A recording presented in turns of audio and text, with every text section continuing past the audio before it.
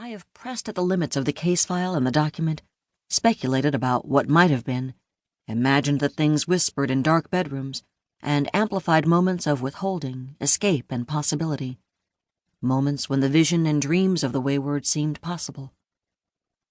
Few, then or now, recognized young black women as sexual modernists, free lovers, radicals, and anarchists, or realized that the flapper was a pale imitation of the ghetto girl. They have been credited with nothing. They remain surplus women of no significance, girls deemed unfit for history and destined to be minor figures. This book is informed by a different set of values and recognizes the revolutionary ideals that animated ordinary lives. It explores the utopian longings and the promise of a future world that resided in waywardness and the refusal to be governed. The album assembled here is an archive of the exorbitant, a dream book for existing otherwise. By attending to these lives, a very unexpected story of the 20th century emerges, one that offers an intimate chronicle of black radicalism, an aesthetical and riotous history of colored girls and their experiments with freedom, a revolution before Gatsby. For the most part, the history and the potentiality of their life world has remained unthought, because no one could conceive of young black women as social visionaries and innovators in the world in which these acts took place.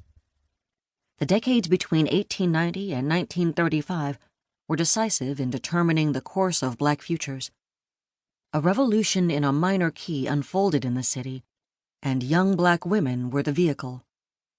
This upheaval or transformation of black intimate life was the consequence of economic exclusion, material deprivation, racial enclosure, and social dispossession.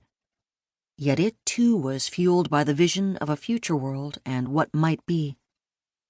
The wild idea that animates this book is that young black women were radical thinkers who tirelessly imagined other ways to live and never failed to consider how the world might be otherwise. Book 1. She makes an errant path through the city.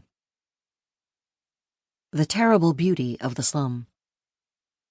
You can find her in the group of beautiful thugs and too fast girls congregating on the corner and humming the latest rag, or lingering in front of Wanamaker's and gazing lustfully at a pair of fine shoes displayed like jewels behind the plate glass window.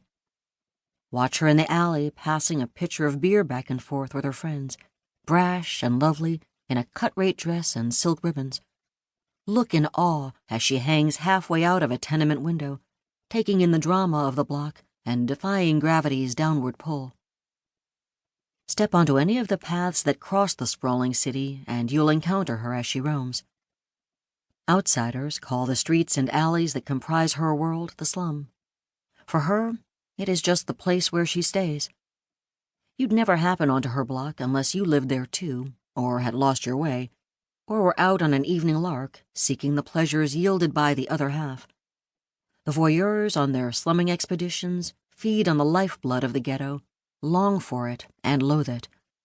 The social scientists and the reformers are no better, with their cameras and their surveys, staring intently at all the strange specimens. Her ward of the city is a labyrinth of foul alleys and gloomy courts. It is Africa Town, the Negro Quarter, the Native Zone. The Italians and Jews, engulfed by proximity, disappear. It is a world concealed behind the facade of the ordered metropolis. The not yet dilapidated buildings and decent homes that face the street hide the alley tenement where she lives. Entering the narrow passageway into the alley, one crosses the threshold into a raucous, disorderly world, a place defined by tumult, vulgar collectivism, and anarchy. It is a human sewer, populated by the worst elements. It is a realm of excess and fabulousness. It is a wretched environment. It is the plantation extended into the city. It is a social laboratory. The ghetto is a space of encounter.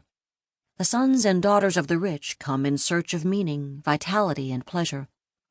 The reformers and sociologists come in search of the truly disadvantaged, failing to see her and her friends as thinkers or planners, or to notice the beautiful experiments crafted by poor black girls.